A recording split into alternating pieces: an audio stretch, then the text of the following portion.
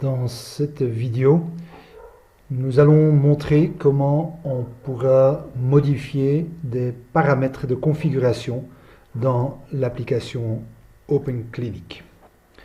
D'abord, on devra évidemment se connecter à l'application OpenClinic, mais avec un compte administrateur système. Il faut avoir accès aux différentes fonctionnalités de l'application ou du module d'administration système pour pouvoir modifier des paramètres de configuration. Alors, dans mon cas, je vais utiliser le mot de passe et le login par défaut. Et le module d'administration système est disponible dans le menu système. Et donc on va choisir système, gestion. Et dans système gestion, nous avons ici une section qui s'appelle setup. Et dans cette section setup, on a accès à deux menus pour modifier des paramètres de configuration. D'abord, il y a le menu gestion de configuration. Et puis, il y a le menu gestion de la configuration par catégorie de paramètres. Nous allons commencer avec le menu gestion de configuration. Je clique là-dessus. Et en fait, le système OpenClinic contient une liste de plusieurs centaines combinaisons entre une clé et une valeur. Et donc ça, ce sont les paramètres de configuration. C'est une clé qui prend une certaine valeur.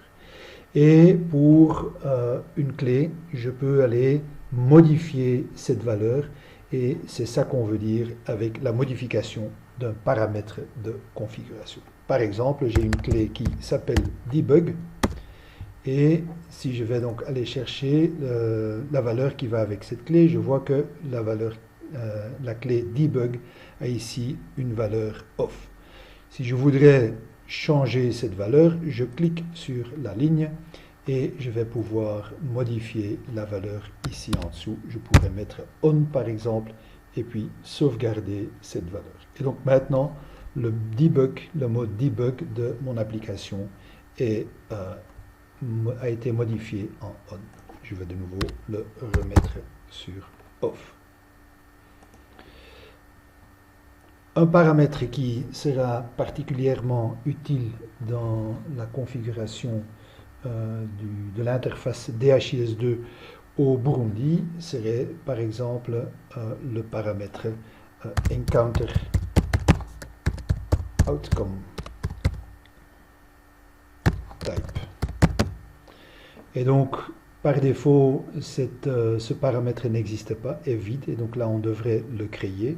Dans mon instance ici, je l'ai déjà modifié et donc quand je vais cliquer ici, je vais en fait avoir une valeur encounter outcome type qu'il faudra mettre égal à encounter.outcome.mspls.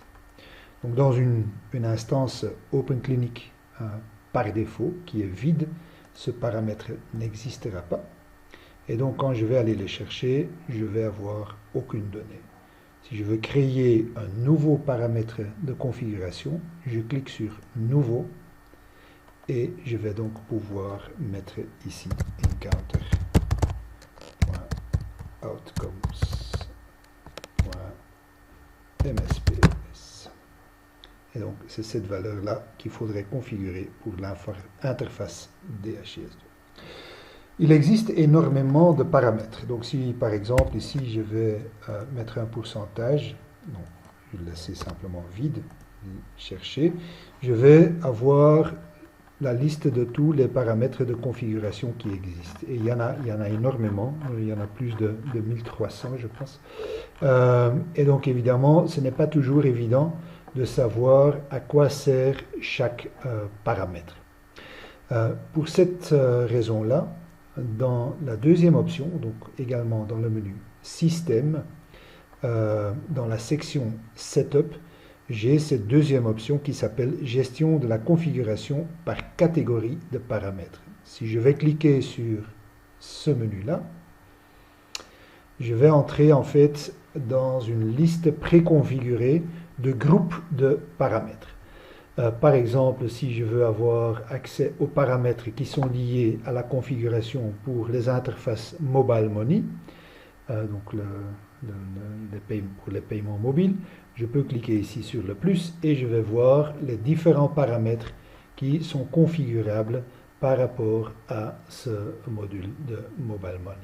Si je veux savoir ce qui est lié par exemple au middleware de laboratoire pour connecter les analyseurs laboratoires, je peux retrouver ici tous les paramètres qui sont liés à cette section. Sachez qu'il y a certaines sections qui ne sont pas montrées par défaut, donc qui font partie des configurations avancées. Je dois alors cliquer ici sur la case, ou dans la case avancée pour les visualiser. Et donc là, je vais voir qu'il y a certaines sections, par exemple ici, pour le mode offline, si je veux pouvoir travailler en offline avec un poste client OpenClinic, je vais devoir configurer ces paramètres-là. Et ça résume les deux modules qui permettent d'accéder à la configuration des paramètres de OpenClinic.